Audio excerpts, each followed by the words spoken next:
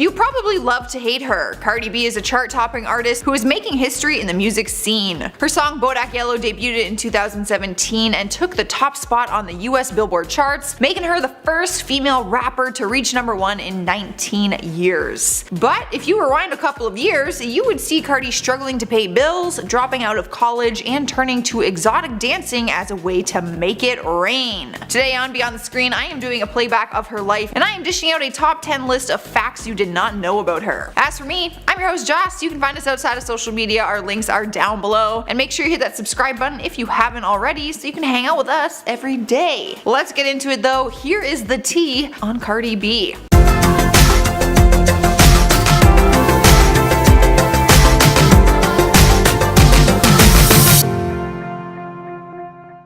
Beginning the list at number 10 is she was a member of the Bloods gang. Rumors started after Cardi dropped her single called Bodak Yellow, where she rapped the phrase, "These is bloody shoes." People started to claim that she had connections with the gang, or she did in the past. But the rapper herself later confirmed it during an interview with GQ. She was part of the gang, in some ways still is, and yes, she regrets ever getting involved. She told her story saying, I quote, "When I was 16 years old, I used to hang out with a lot of agonizing cliff diver bloods. I used to pop off with my homies and they'd say, yo, you really get it poppin', you should come home, you should turn blood. And I did. Yes, I did." She describes it and says it is similar to a fraternity or a sorority. It wasn't about the violence or money for her, but she wants young girls to know that they should not join one. Cardi remained silent about it for so long because she didn't want to lose endorsement deals or have it affect the chances at her getting a big signed contract deal. Now that she has that, she said, "I wouldn't want a young person, a young girl, to think it is okay to join it." Despite it not rooting Cardi's career, once you have that connection to a gang, it never goes away, and it can be incredibly dangerous. Up next, number 9 is she doesn't have a driver's license. She has no problem rapping about expensive cars, and she even owns Lamborghinis and Bentleys of her own, but usually people who drive these sorts of cars have their driver's license because they want to drive them. She is not one of these people. She's openly talked about the fact that she owns 5 wildly expensive cars that she can't even drive. And she proved it to the world during an episode of Carpool Karaoke where she got behind the wheel of James Corden's Range Rover in a parking lot, of course. They had set up cones and flags to try and teach her how to drive through a mini driving course, but she failed miserably. They even had her try to parallel park for the first time, and she ended up backing up over a camera. But James asked her what we are all wondering: why own so many cars if you can't even drive them? She responded by saying, "To take pictures with."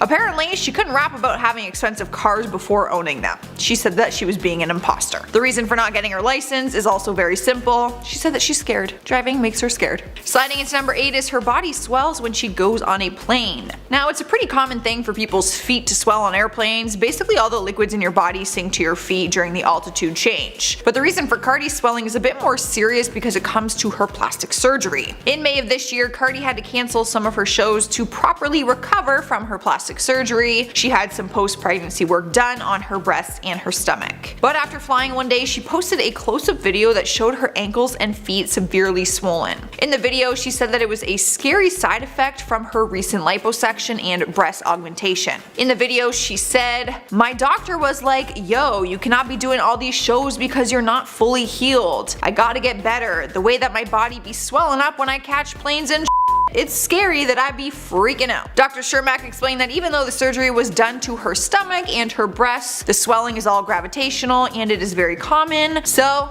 Cardi will be just fine. In the number 7 spot is she has a younger sister. For some reason, I just assumed that Cardi didn't have any siblings. I'm not really sure why. I don't think she talks about her that much. I don't know. I was just left in the dark when it came to her having siblings. She has a younger sister named Hennessy. And no, that is not a made up name like Cardi's. Her real name is Hennessy Carolina. Like her older sister, she too is becoming a star, but for a different talent. Hennessy is now a social media star after she started uploading a series of videos about her career as a stripper. Some of them went viral on Instagram and TikTok. The 22-year-old sounds just like Cardi. They share a lot of those crazy sounds and facial expressions and that very interesting slang. When asked how she got her name, she says it came from her dad, who went straight to the delivery room after a party where he had been drinking his favorite, Hennessy. He suggested it as their daughter's new name, and apparently Cardi's mom also really liked it, so they went with it. And at number 6 is, how did Cardi B get her name? We've all wondered this at some point in time. There is no way this girl's real name is Cardi B. Her real birth birth name is Belcalis Marlenis Almanzar, which was chosen by her parents when she was born in the Bronx. She didn't switch her name until she started to pursue her career as a rapper. Because her sister's name is Hennessy, she says that everyone they grew up with used to call her Bacardi. Hennessy, Bacardi, get it? So when she was growing up in New York, she was known as Bacardi, which she actually liked. That's why she had no hesitation when it came to picking a rapper name. She told Wendy Williams, "Then I shortened it to Cardi B. The B stands for whatever, depending on the day." I personally thought the B stood for Bacardi, but apparently it has meant a number of different things. One of them I won't say because it will just get bleeped out, but I'm sure you can figure it out. Halfway through at number 5 is her first album she bought was Missy Elliott. I've always wondered what famous artists listen to. Like, do they listen to their own songs? Do they have celebrity crushes on other celebrities? And if they're a rapper, does that mean they only listen to rap music? Or do they country, pop? Like, these are actual valid questions that I have. But Cardi was once a regular girl like all of us, and we all have our own taste in music. Growing up, we would buy our favorite CDs, or we would download songs onto an MP3 player. Well, in my generation, anyways. Turns out Cardi's first album was Missy Elliott, and she has been fangirling over her ever since. She has no problem admitting that she looked up to her, and she is what inspired her own music career, which is why she freaked the F out when she finally got to meet her. She met her at the Warner Music Group pre-Grammy party and snapped a picture with her. After posing for the picture, Cardi filmed a video of her screaming, "I met Missy Elliott, I'm a hype." Missy just smiles in the video, and Cardi looks like the happiest person on earth. Like a kid seeing Disneyland for the first time. Moving on to number 4 with she went to college but dropped out. People often make comments to the rapper saying that she isn't educated, but she did actually attend school for some time. She attended Renaissance High School for Musical Theater and Technology, which was a small specialty school on the Herbert H. Lehman campus. Cardi actually loved going to school, and she was bummed when she had to drop out. She has opened up about her past and explained that she once had a dream of being a history teacher, but had to leave school because she couldn't afford it any longer. She just couldn't support herself. But she hasn't given up on getting an education. She recently revealed that she still aims on going back to school. She said, "Maybe when I'm older I'll have time to go to college. Why not? It's never too late to make your dreams come true. Sometimes it's just a matter of juggling things to create the right atmosphere and the perfect conditions." Cardi also admitted that leaving college gave her the time and opportunity to get caught up in music, so maybe it all happened for a reason. But before we move on to another number, you guys need to see this clip of 16-year-old Cardi B performing a Lady Gaga song at her school talent show.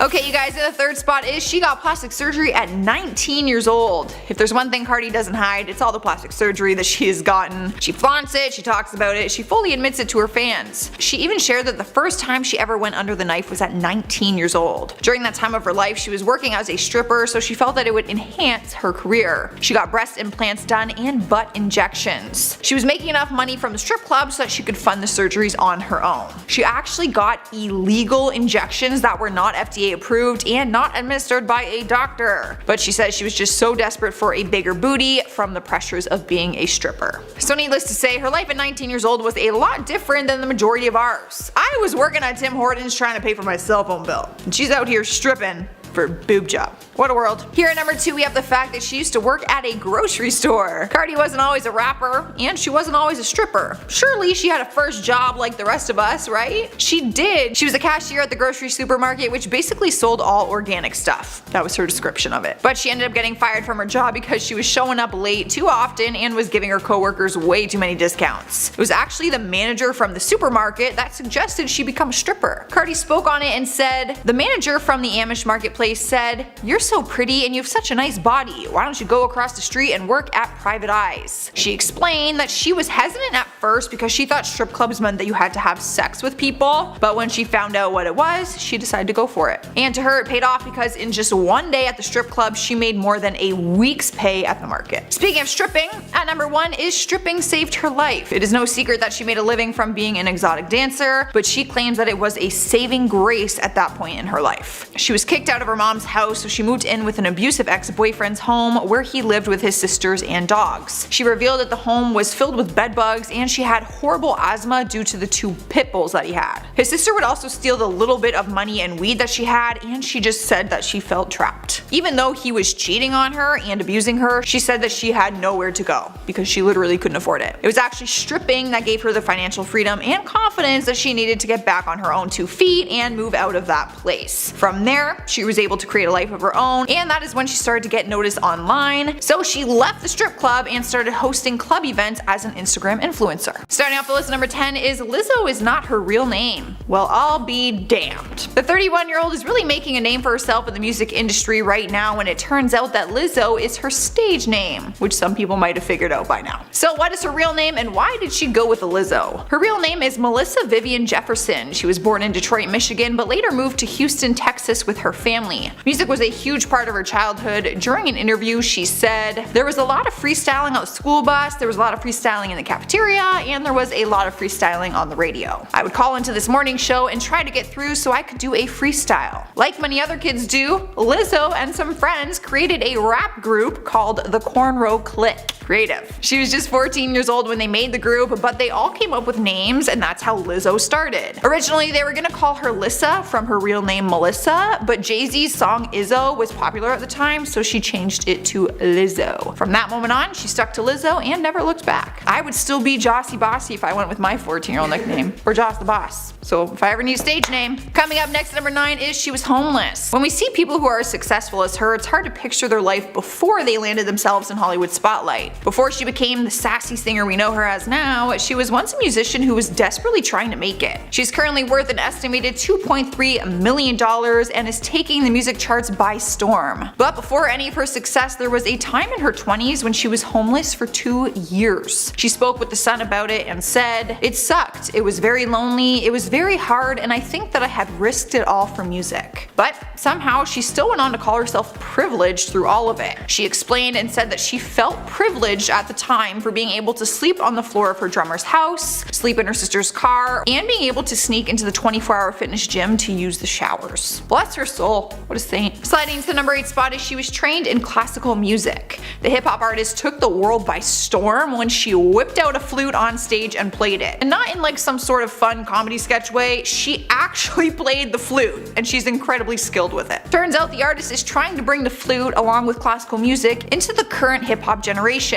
She started learning how to play the flute at a very young age and joined the marching band at school. She later went on to Houston University where she majored with a music scholarship to train in classical flute performance. I didn't even know that they offered programs for flute. When she first showed off her flute skills, people were quick to call it fake, saying that she was just pretending to play. And like anyone else would be, she was frustrated. She trained in classical music and has played the flute for 20 years. Imagine someone trying to take that from you and saying you're faking it. Lizzo clapped back by posting an acrobatic flute riff on her Instagram, and she captioned it, "For the weirdos that think I have the time to fabricate a flute backstory, rent a flute to tour with, and pretend to play." That's right, she uses her own flute, and it even has its own Instagram account. Her name is Sasha, and if you want to follow it for some weird reason, the handle is @SashaBeFluting. In the number 7 spot is she lost her dad. Lizzo has openly talked about her father's death and the fact that she was the last one to find out when it happened. Her father Michael was in his 50s when he suddenly passed away. Lizzo was actually living in a different city than her family when she got the news that he had died, but she explains that she was the last person to find out about it because she missed the call. She just so happened to be showering at the time that the news broke, and when she got out of the shower she had a bunch of missed calls and texts, so she ended up getting a hold of her sister who told her the news. She talks about it so openly because he is the reason she pursued music and took up the iconic flute playing. She says that he always encouraged her to continue playing the flute, no matter how uncool people said it was, and he was super supportive of her music dreams. At his service, she said goodbye by playing a heart-wrenching and beautiful tribute on her flute. At number 6 we have Lizzo was on reality TV. agree. 2019 has been quite the year for her. She's been burning up the charts and slaying on the award show stages. But some of her fans might have seen her in a very unexpected place. She actually performed on the show called Made in Chelsea back in 2014. In her scene, she was performing a song during a cutaway scene while the rest of the cast is dancing to the music. Jamie Lang, Lucy Watson, and Binky Felstead can all be seen in the crowd as Lizzo belts out a rendition of Blondie's Rapture. She looks hella different too. She's rocking some mane of blonde curls on the show. Definitely not somewhere you would expect to see her, and definitely not the hair you would expect to see her wearing. But I guess we all start somewhere. Halfway through list number 5 is the big girls. Now, one thing we all know by now is that Lizzo is a huge advocate when it comes to body acceptance, love, and positivity. She flaunts her size and encourages others to do the same, to love yourself no matter what the world defines as beautiful. She even wrote a song about it called My Skin, which she says is the thesis statement to her second album. Back in March 2015, Lizzo posted a casting looking for backup dancers, but she wasn't just looking for anyone, she wanted some big girls. But don't worry, she didn't only want big girls, she just encouraged it. She posted the casting on Facebook and it said, "Attention big girls, Lizzo is looking for backup dancers, looking for girls of all shapes and sizes, curvy girls a plus." Lizzo has since talked about it and admits that she wanted curvy girls to feel encouraged and comfortable with the auditions, and that is how her backup dancers got the name The Big Girls, spelt with 3 R's. What can she say? She likes her dancers to have curves. All her backup dancers right now are made up of plus size dance artists, but let's be clear, it is probably Hollywood's definition of plus size and not mine. You may not have realized that this was all done on purpose and was supposed to go hand in hand about what Lizzo promotes about body image. Here we are number 4 with she hosted a show. Look at her go, trying on different hats in the industry. Back in 2016, it was announced that she was casted to host the MTV series called Wonderland. It was a weekly music-based show that also included some stand-up comedy. She posted a self-drawn portrait of her and her co-hosts and told her followers about the new gig. The show was created to provide a platform for artists to express and reveal who they are in whatever kind of performance they wanted. Lizzo was the host of the show and was perfect for the part, which is why it was such a shame that the show was later cancelled and we didn't see her come back in a later season, because there wasn't one. Alright, we are number 3 with the fact that she didn't write Truth Hurts. This song has actually been out for more than 2 years, but it wasn't until this year did it make its way onto the Billboard Hot 100 list. After the song blew up and Lizzo shared the achievement on Instagram, a music producer named Justin Raisin came forward claiming that it was actually his. He posted a video to his Instagram saying that she plagiarized a song he wrote during a writing session back in 2017 called Healthy. He compared the songs and showed that they have similar riffs and both start with the legendary line, "I just took a DNA test, turns out I'm 100% that."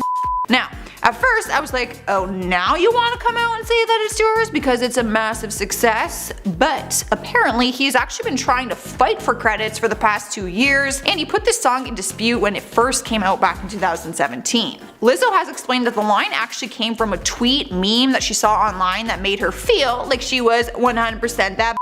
So she sang the line during the demo and then later used it for her song. So she's giving a songwriting credit to the person who created the initial tweet. And that's it. And spot number 2 is she doesn't identify with gender or sexuality. Just another reason why a lot of people adore her. She promotes body positivity, but she's also a huge advocate for the LGBTQ community. She often encourages people to be whoever they want and to own it. During an interview with Teen Vogue, she explained that she herself does not conform to a certain gender or sexuality. She said, "When it comes to sexuality or gender, I personally don't ascribe to just one thing. I cannot sit here right now and tell you that I'm just one thing. That's why the colors for LGBTQ are a rainbow, because there's a spectrum, and right now we try to keep it black and white. That's just not working for me." She was named one of the top 50 people on the Pride 50 list, which is a list of people who actively ensure that society remains moving towards equality. And being the clever girl that she is, she even came up with a fun nickname for her fans. She calls them the Lesbians. Taking the number 1 spot on the list is she collabed with Prince. The rare occasion and honor happened for Lizzo back in 2014 when she was just a rising star. Somehow her dreams came true and she did a collaboration with the icon Prince on the song called Boy Trouble. It was written for his 2014 album that has a title that I cannot really say, but I will try anyways. Plectrum Electrum. I think that's right. right. The song also featured Lizzo's former bandmates Sophia Iris and Claire DeLune. When talking about the experience, she said it was like a fairy tale to her, as it probably would be for most of us. She also said that it was the moment that she felt some kind of validation as an artist, and that was when she was just getting started. So that's pretty impressive. Starting off with list number 10 is her real name, the reason she changed it, and why she hates it. It's common for artists to change the real name to something that works better as a stage name, but normally it's by choice and they pick one that they really like. Nicki's real name is Onika Tanya Mirage. Not exactly a boring name. I actually really like it. She claims that she didn't want to change her name, but said that her record label forced her to. They chose Minaj because it was close to Mirage and it would feel like she's keeping part of her surname. But she doesn't feel that way at all. She actually hates the name change. During an interview with Vogue, she said, "Somebody changed my name. One of the first production deals I signed, the guy wanted my name to be Minaj and I fought him tooth and nail,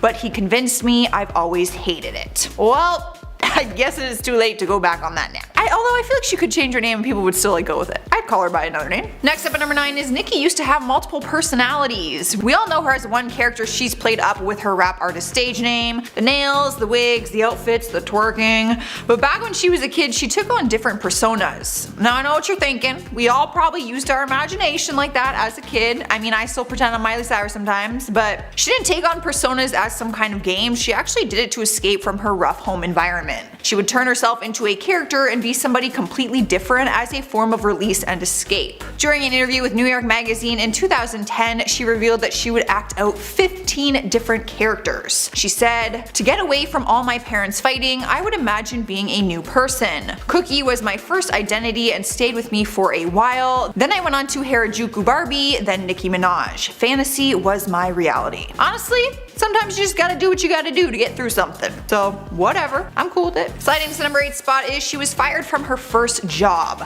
Something that seems so simple, yet we always forget that celebrities all started as regular people at one point in her life. We all have to start somewhere. I mean, my first job was at Tim Hortons when I was 15 years old. Tell me in the comments what your first job was. I actually really want to know. Nicki's first job was working as a waitress at the Red Lobster in the Bronx, New York. She said she applied there as a teenager so she could earn some extra cash on the weekends. As teenagers, we all want that extra spending money, but the restaurant ended up giving her the boot because she didn't have a good reputation with the customers. Apparently her customer service was often poor and her attitude got her in trouble. I bet they didn't realize who that teenager was gonna be one day. I wonder if she went back if they would give her free food and stuff now that she's like a big shot, although she was fired. So I'm not really sure. Cruising into the number 7 spot is she was discovered through MySpace. Everyone has a success story and I personally had no idea how Nicki ever got noticed. She just kind of showed up. She was once an artist who was determined to make it, so she started by doing backup singing roles for local New York City rappers. From her experience doing that, she started to write her own material, and like most of us during that time, she was sharing her life and her music on her MySpace page, which was eventually discovered by Dirty Money CEO Fendi. He loved what he heard and signed her to his label. That connection led Nicki to Lil Wayne, who collaborated with her on a series of mixtapes. First one was Playtime Is Over, which came out in April 2007. They released a few mixtapes over the next couple of years before she signed to Lil Wayne's Young Money label in August 2009. She was actually the first ever female artist on his label, and basically the rest is history. Long story short, she became a big star after that. So never underestimate the power of sharing your talents on social media. You never know who's watching. I'm gonna start putting my bird calls on there.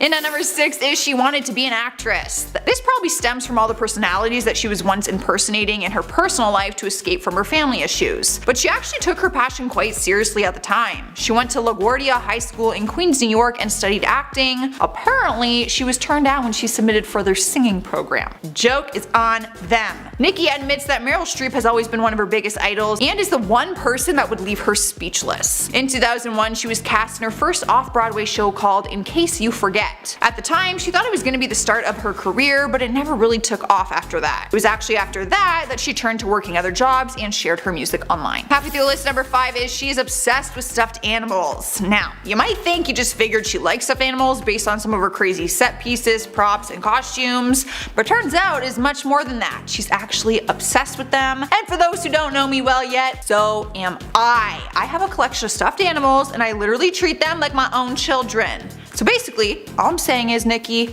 I can relate. The 36-year-old has a few monkey stuffed animals that she carries around and also treats them like her kids. During an interview, she confessed that she carries 7 stuffed animals around with her whenever she travels long distances. She openly admitted that she will even have a conversation with them when she's alone. I do that too. I sound like a psychopath right now. One time she lost her favorite pink stuffed monkey named Oscar at the airport, and she offered a $50,000 reward if anyone found him. Tell me she's not obsessed. This is a real sickness, y'all, and I have it. I would literally cry physical tears if anything happened to my stuffed animals. I would probably cry over my stuffed animals more than my actual dog. And like, I'm not even kidding. That's so messed up. Here we are, number 4, with where she was born. Most people think she was born in New York because that is where she spent most of her life growing up. But turns out she was actually born on December 8th, 1982 in St. James, Trinidad and Tobago, and moved to New York with her family when she was just 5 years old. People are also surprised when they hear that the artist has an Indian connection. Both of her parents come from mixed origins. Her dad, Robert Mirage, is from Indo-Trinidadian origins, and her mother, Carol Mirage, is from Afro-Trinidadian descent, which makes Minaj a 1/4 Indian,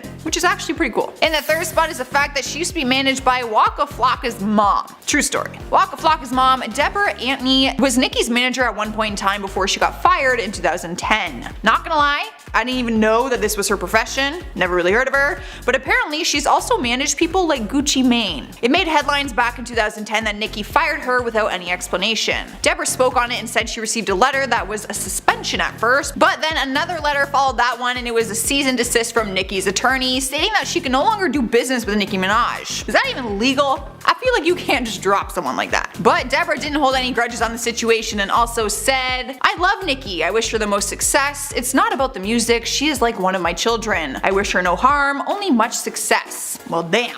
She handled that a lot better than I would have probably. In spot number 2 is her cousin was shot and killed. Like everyone else, Nicki has faced loss in her own personal life, and although the story made headlines, most people never knew it happened or they've completely forgotten about it. It was in July 2011 when Nicki took it to Twitter to tell her fans that her cousin Nicholas was murdered near his home in Brooklyn, New York. Police had found the 27-year-old with multiple gunshot wounds to his upper torso. It was later revealed that they believed he was murdered because of a case of mistaken identity. They didn't think he was the intended victim of the shooting, as he was not known to mix with gang members. This loss has made Nicki passionate about fighting for gun laws and people's rights, and since the incident she has gone on to use it as a very positive thing. Gotta give her credit where credit is due. That would be really tough to overcome. In the number 1 spot is the story behind The Boy. Taylor Swift has shown us that all artists will sometimes use their own personal experience to come up with lyrics to their songs, and Nicki's song The Boy does just that. But it is not about some ex-boyfriend of hers. It was actually inspired by the domestic violence she witnessed in her home as a kid. Her dad would physically abuse her mother, and at one point he actually tried to burn down their house. Like, legit. After the incident, Nicki went to live with her grandmother as a way to protect her. Nicki openly talks about her past and says it is the reason why she wants women to feel empowered. She is a huge advocate for women's rights, and although her grandmother was the one who brought her up, she does remain very close with her mom still. You can actually watch her documentary called Queen to see her open up about the abusive home she grew up in. I've actually watched some parts of it, and it's honestly crazy to see her in such a different light than what we see her in the media. Beginning our countdown list, number 10 is she is afraid of heights. That is right, she is a gal who wears ridiculously high heels but actually has a real case of acrophobia, which is the fear of heights. Like many other fears, there really isn't an explanation.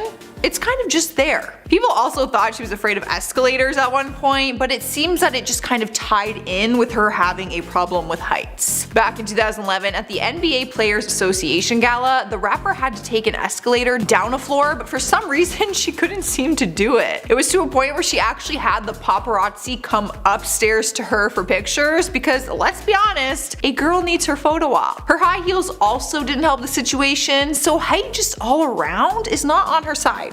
Especially on this night. At number 9 we have the fact that she kissed Madonna. This isn't all that shocking because Madonna seems to kiss like a lot of people. I mean, she's the queen of pop and even celebrities fangirl over her. I wasn't aware that this kiss ever went down. Maybe you were and you forgot, but it took place at the MTV VMA Music Awards back in 2018. And the only reason people would have known about it is because Nicki gushed about it on her Instagram stories that night. Nicki was wishing her a happy belated birthday. I guess Madonna had turned 60 just a few days prior, and apparently apparently she was still in the birthday spirit. Unexpectedly, Madonna just goes in for a kiss on the lips and Nicki captures the whole thing on camera before screaming with excitement.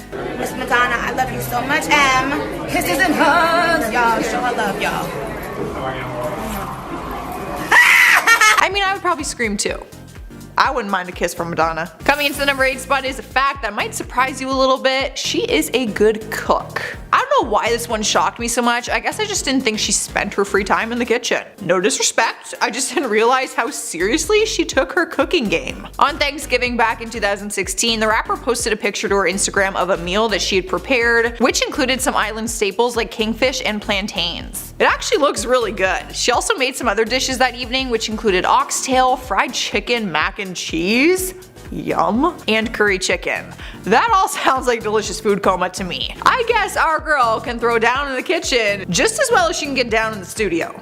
And I'm kind of impressed. Sliding into the number 7 spot, we have Nicki is obsessed with Judge Judy. We all have a celebrity crush or a guilty pleasure like a TV show that we just cannot stop watching. Well, for the rapper, it is Judge Judy in both cases. She expressed her love for the judge on Twitter and tweeted out, "Hands down the baddest bitch on this planet is none other than Judge Judy. I wish she could be my BFF. Think maybe I'll ever meet her one day." She also confessed to her obsession during an interview with Billboard magazine, saying that she is addicted to the courtroom series. She spoke about it and said, "Judge Judy is just straightforward, but she doesn't realize that she's really, in her next life, a comedian."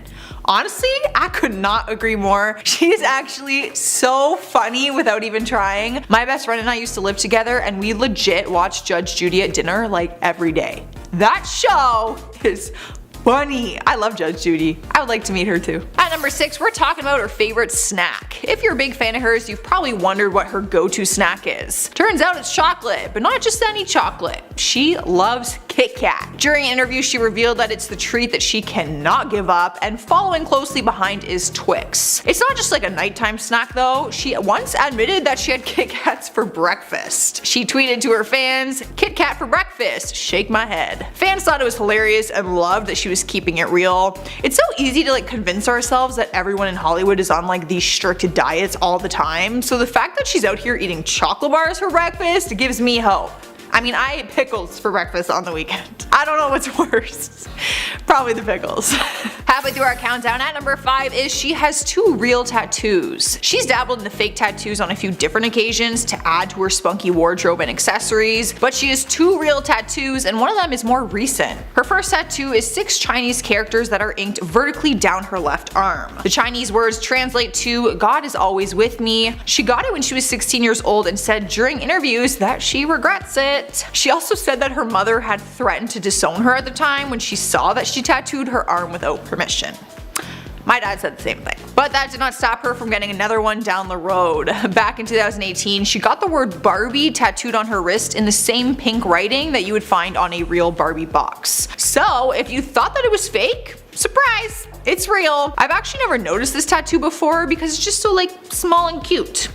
I like it though. Going hand in hand with our last point, number 4 is she is a Christian. Now I know that tattoos don't necessarily go hand in hand with religion or the Christian church, but the meaning behind her tattoo does. Like I mentioned, her first tattoo translates to "God is always with me." During interviews, she revealed that being a Christian was always a big part of her family. She was born in Trinidad in 1982 and both of her parents at the time were gospel singers. She also admits that she actually listens to gospel music more than any other music genre, which probably isn't expected coming from a rapper. Nicki has never been pushy about her religious beliefs, but she's always been really open about them with her fans, which I think we can respect. In the 3rd spot is the fun fact that she has her own Barbie doll. I always knew that the rapper calls herself Barbie and often dresses up to look like one, but I had no idea that she actually had a Barbie that was designed after her. The toy company Mattel crafted a Nicki Minaj Barbie doll for charity back in 2011. It was a one-of-a-kind limited edition only meant for charity during that time. Nicki spoke about it at the Billboard's Women in Music event and said that it is a complete dream come true for her, as it would be for anyone else. I mean, I would love a Barbie. She said, "For me, this is a very major moment because it shows that you can come from nothing and still be a force in the main world, a businesswoman, and hopefully a mogul one day." The doll was available for auction and all proceeds were donated to the Project Angel Food, an organization that provides food for men, women, and children affected by HIV and AIDS. Taking over our number 2 spot is she got involved with WWE. Well, let me start off by saying no, she was not fighting. It was actually her music that made it into the franchise. Nikki is badass, but can you imagine her trying to wrestle in a WWE SmackDown with her like pink wigs and extremely long nails? I just can't see it happening. It was back in 2004 that one of her verses in Don't Mess With was included as the entrance vocals for Victoria's big WWE entrance. The song had verses from Nikki, Lou Star, and Scaff B. It was also included in their Theme Addict WWE The Music Volume 6. You won't find it under her name though. She was actually credited for it as Nikki Mirage, which was her stage name at that time. Finally, at number 1, she has been fired from 15 jobs. There are tons of stories about famous people struggling between jobs before getting their big breaks. And even though we know her as one of the world's most successful female rap artists, she was once working regular part-time jobs that she could not seem to keep. In my part 1 video, I shared that she once worked at Red Lobster but was fired for hooking her friends up with too much free stuff. But that was not the only job that she was fired from. Nikki opened up during an interview and said that she was fired from at least 15 jobs for similar reasons. Her words were, "I had a bad attitude." Story of my life. Some of the jobs she was fired from were administrative assistant in customer service and an office manager for a Wall Street business.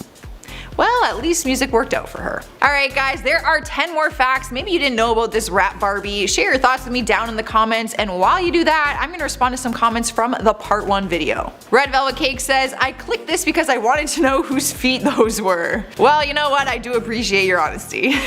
Sparkling Rainbow says, "She has my name Jocelyn, but mine is spelled Joslyn. Yay, we're named twins. Honestly, I like your spelling better. I like the S."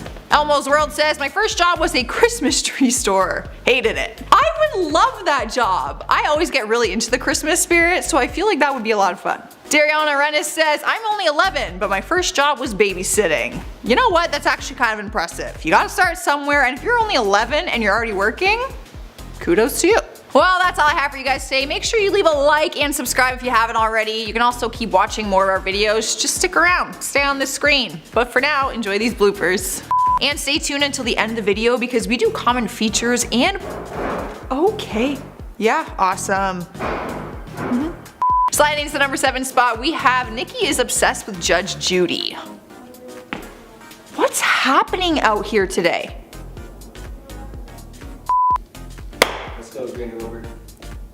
Okay, every time I clap, it goes off.